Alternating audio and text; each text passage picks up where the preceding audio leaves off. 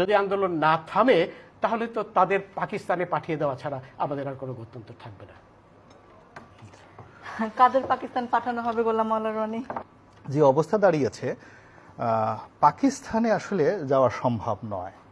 পাকিস্তানে যাওয়া সম্ভব নয়। ওনার কথা মতো যদি 4 কোটি রাজাকারের বাচ্চা এই বাংলাদেশে থাকে, তো 4 কোটি রাজাকারের বাচ্চা, তার সঙ্গে যদি 4 কোটি রাজাকারের বাপ ধরেন, বাচ্চার বাপ ধরেন, তাহলে তো আরো প্রায় 1 কোটি চলে আসবে, 5 কোটি। তারপরে এই রাজাকারের বাচ্চারা যদি কেউ বিয়ে করে থাকে, বউ থাকে, কারো যদি প্রেমিক থাকে, ওগুলো তো রাজাকার। এতে কোনো অবস্থা নাই। অর্থাৎ 5 কোটি রাজাকারের বাচ্চা, তাদের বাপ, তাদের মা, এরা রাজাকার। এদের যদি বিয়ে করে থাকে বউ রাজাকার, এ যদি প্রেম করে থাকে কারোর সাথে, এই যে ইয়াং ছেলেরা, তো এটা তো সঙ্গতি কারণে আন্না রাজাকারের মেয়ের সাথে সে প্রেম করবে, তার বাইরে তো কোনো মুক্তিযোদ্ধার মেয়ের সাথে সে প্রেম করবে না, এটা common. So this number is more than 12 lakh. ওনার হিসাব অনুযায়ী নাম্বার